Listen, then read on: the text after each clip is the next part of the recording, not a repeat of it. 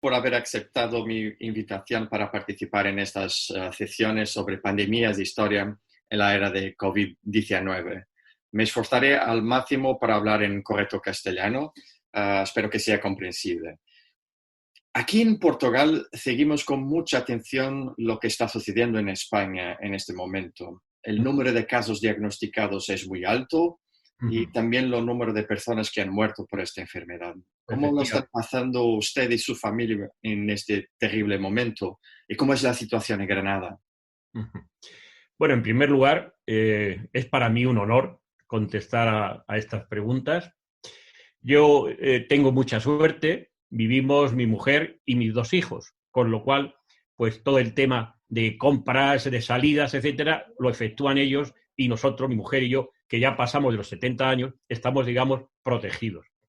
Pero es verdad que la situación está muy complicada y que, bueno, pues en Granada estamos próximos, la ciudad de Granada, que es donde yo vivo, estamos ya muy próximos a los 100 fallecidos, lo cual para una población de aproximadamente 200.000 habitantes, pues es bastante, sí. En el resto de Andalucía, pues la situación está, digamos, más o menos controlada y quizá es de las zonas de España donde hay un menor número de contagiados y fallecidos. El caso de Madrid y Barcelona, por ejemplo, pues es mucho más grave. El Mm. número de contagiados y fallecidos es enorme. Bien, yo espero que continúe así, que usted y su familia puedan permanecer libres de la enfermedad. Muchas gracias. Vamos a pasar a la entrevista. Yo tengo De acuerdo. algunas preguntitas para hacer. Sí.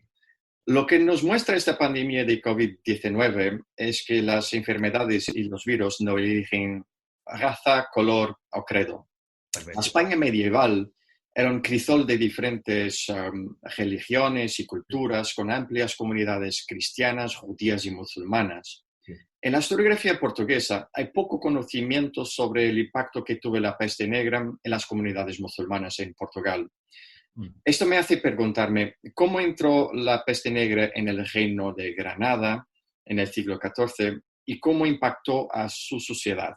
Decía que el Reino de Granada se constituye por una serie de alianzas y queda, digamos, reducido a una parte importante de lo que es hoy Andalucía, porque comprende las provincias de Málaga, de Almería, de Granada y algunas partes de Cádiz, Jaén, incluso Murcia. Es decir, es un territorio relativamente amplio que parece ser que estaba habitado por aproximadamente 1 millón de personas.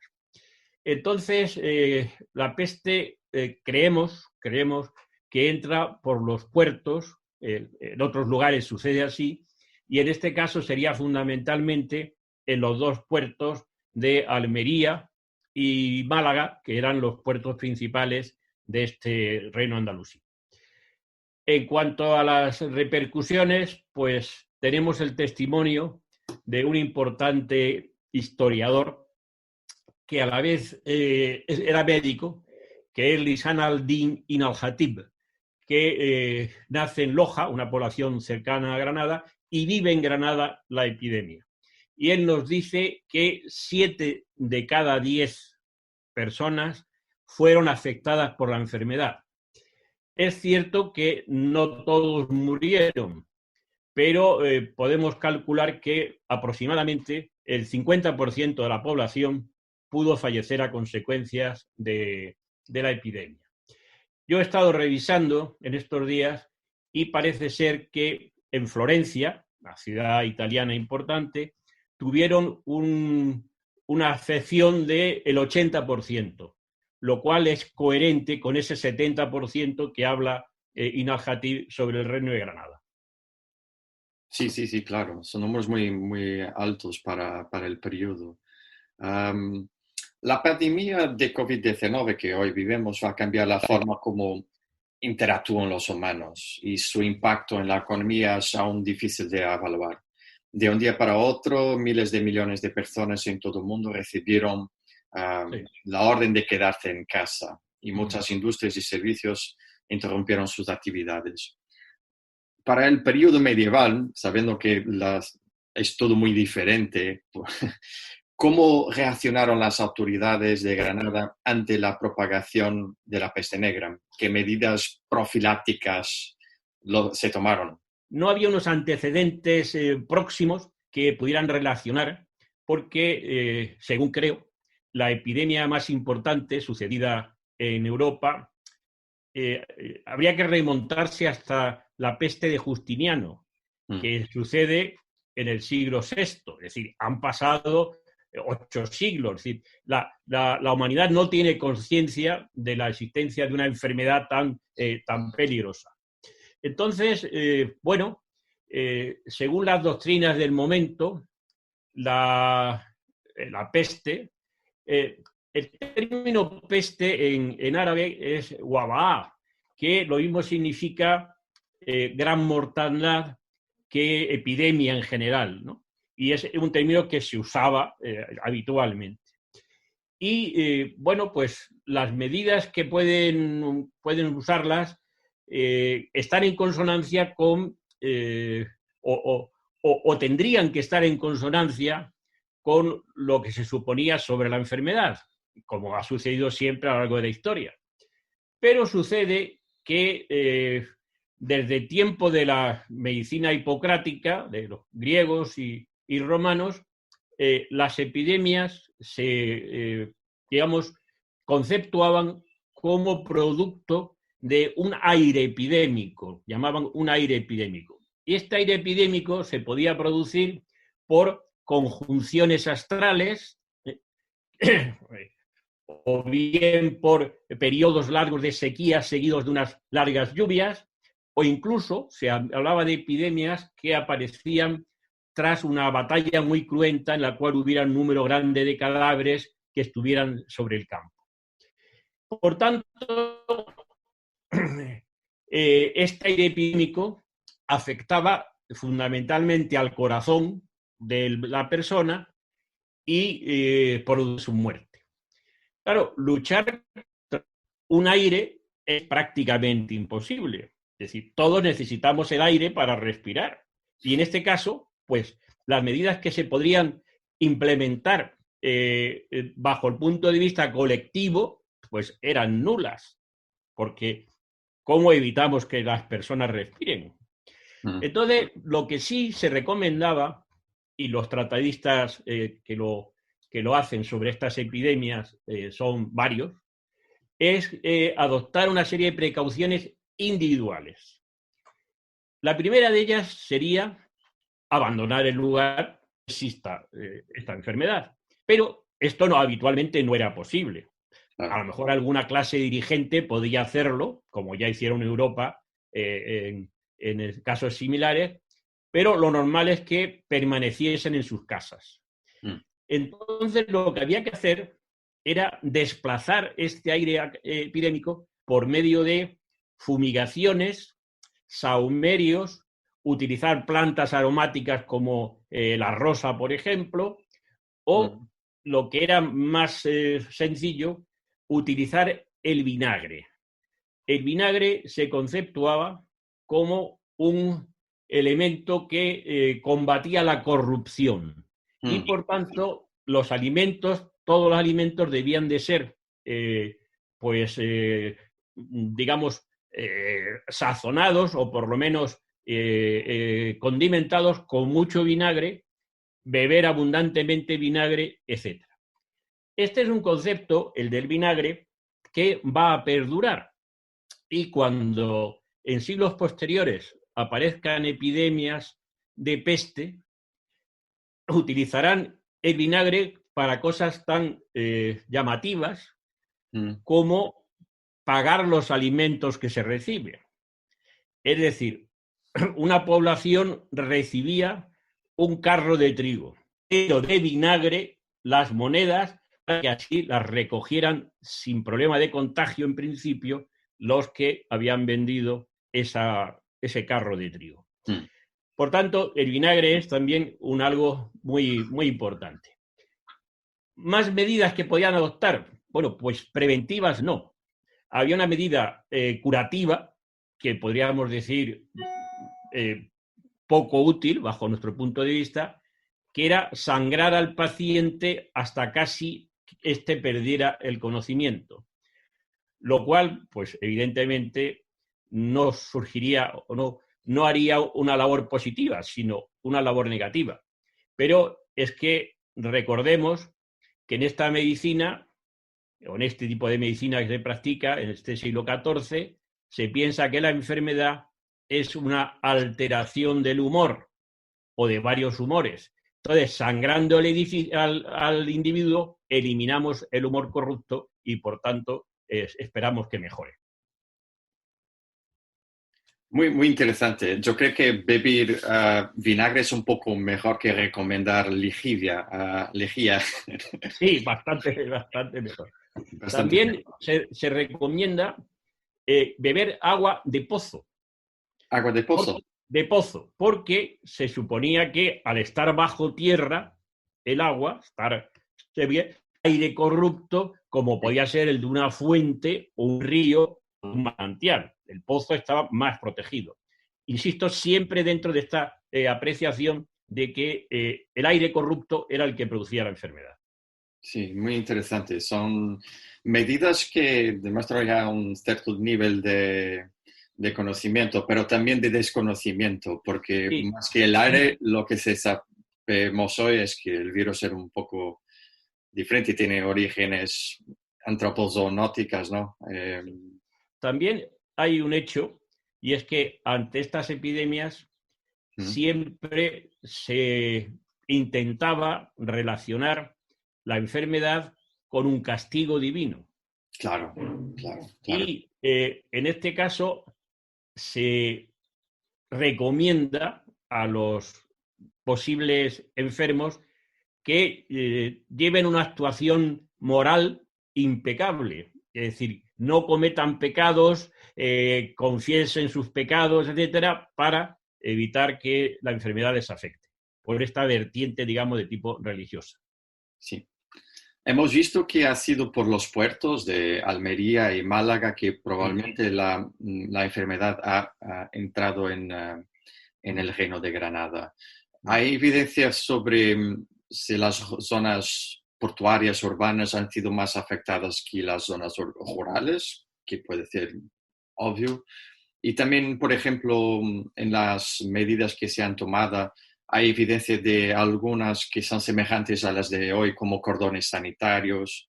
Y si algunas de las sugerencias de las autoridades o instituciones si han causado una respuesta por parte de las poblaciones a esas medidas. Como ya he dicho, al ser una enfermedad que se propaga por el aire, es difícil establecer, cercando la ciudad, no dejando pasar individuos, etcétera, porque el aire va a pasar de todas maneras, ¿no?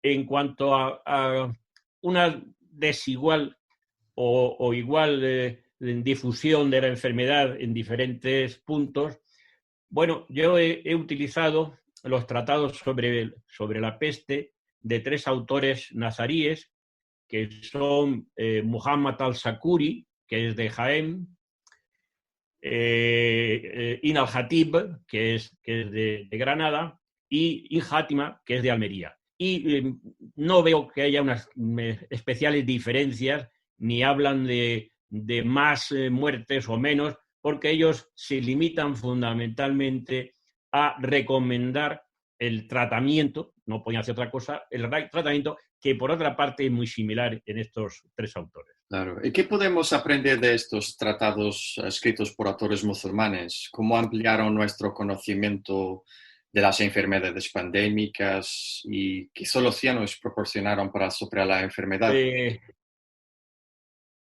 Sí, este es un tema complicado, porque dados sus planteamientos médicos, es muy difícil que podamos utilizarlos hoy día.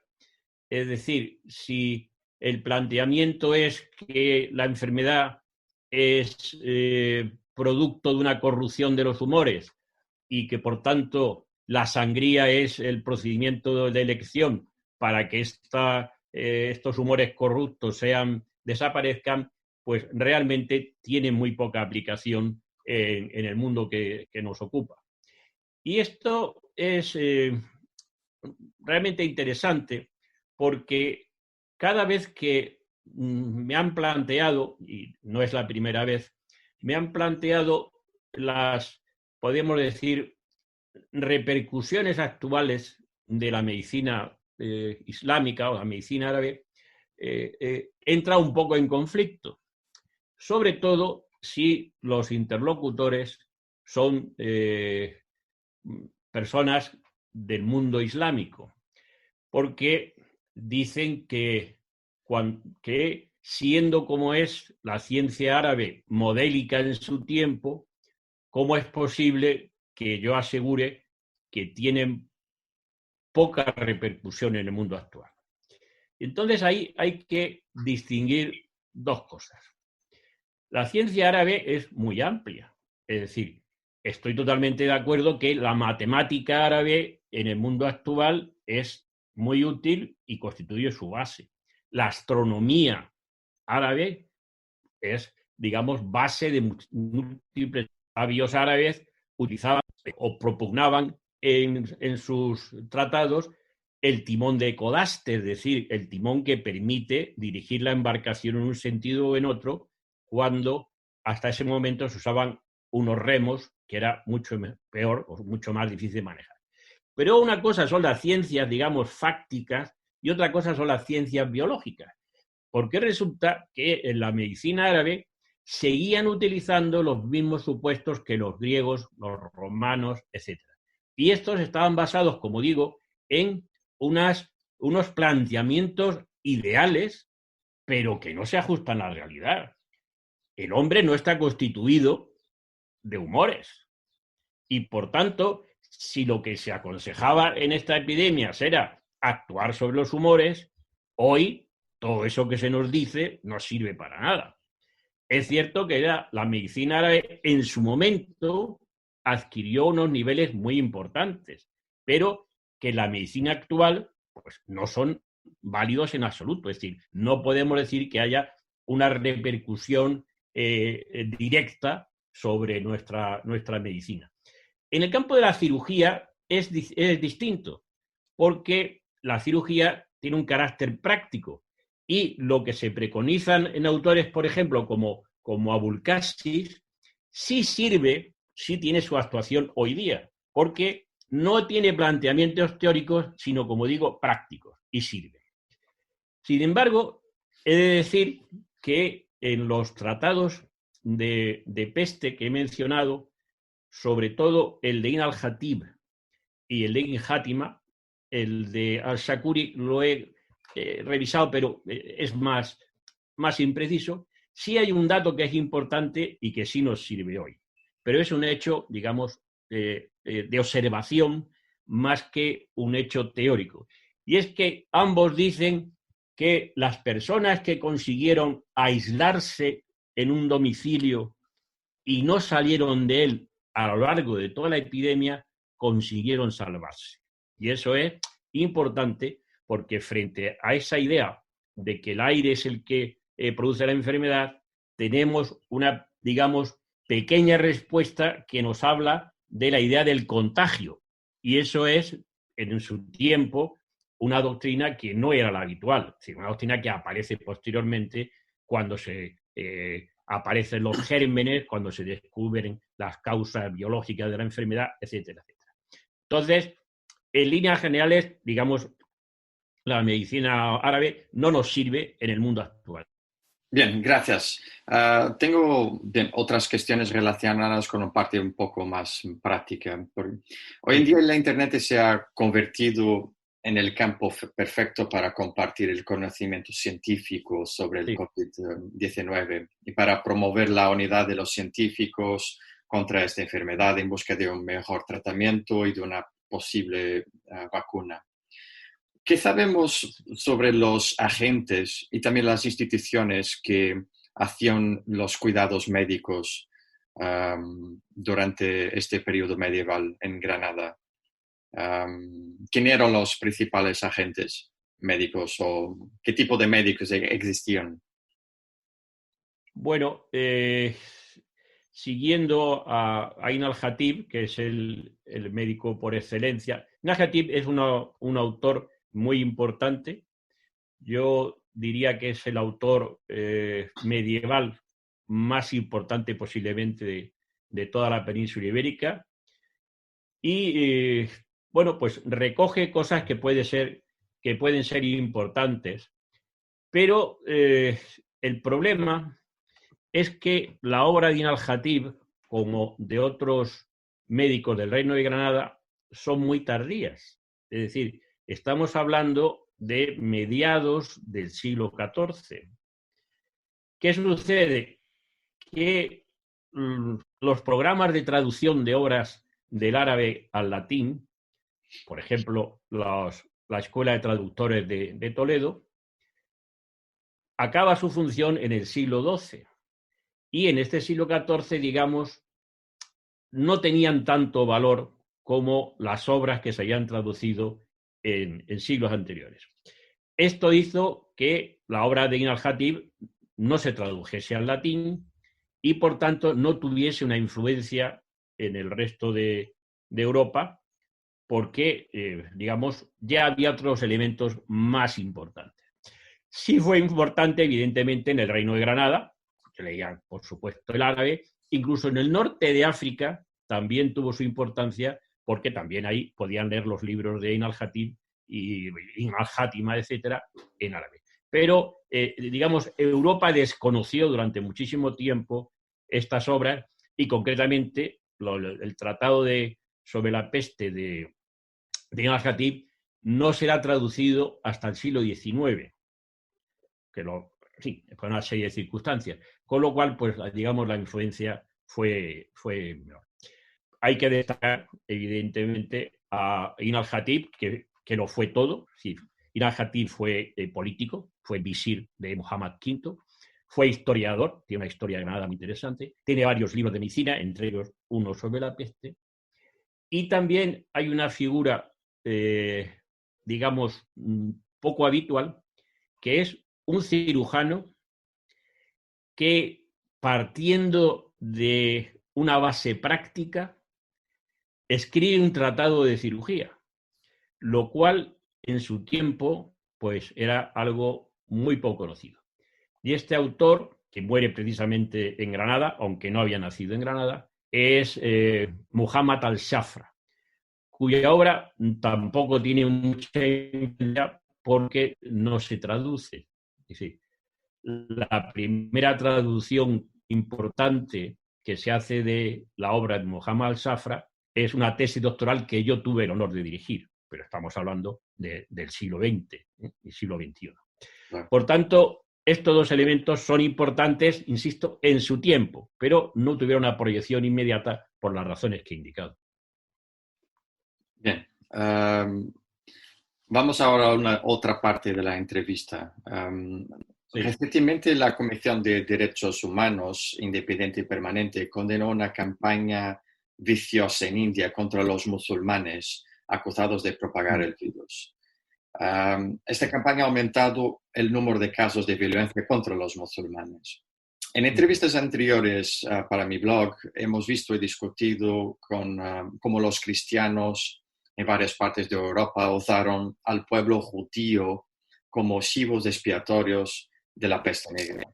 ¿Fueron los judíos los únicos acusados de causar y propagar la enfermedad? ¿Existe evidencia de persecución musulmana en otras partes de Iberia y Europa motivada por la peste negra?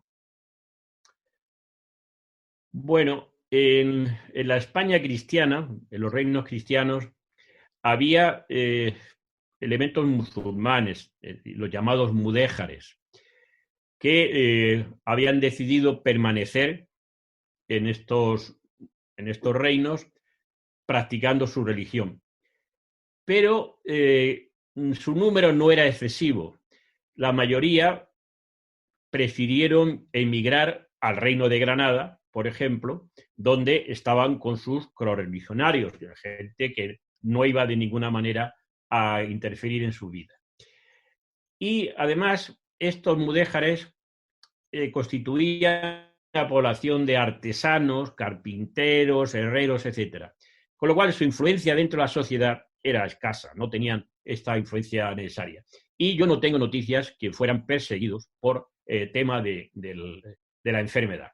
El caso de los judíos es distinto, porque los judíos sí tienen un gran número de profesionales, por ejemplo, médicos, hay montones de médicos que son judíos, incluso hay políticos judíos que son consejeros de los reyes, y este puesto en la sociedad, puesto importante, les hacía más vulnerables en el sentido de que además se enriquecían con sus préstamos, algunos de tipo usura, y esto hizo que la sociedad tuviera una visión sobre el judío mucho más, digamos, pues perjudicial. Esto significó que con frecuencia, ante las distintas vicisitudes, fueran del tipo que fueran, como una epidemia, se les considerara como propagadores de esta epidemia e incluso, pues, autores directos de problemas difícilmente achacables a nadie, ¿no?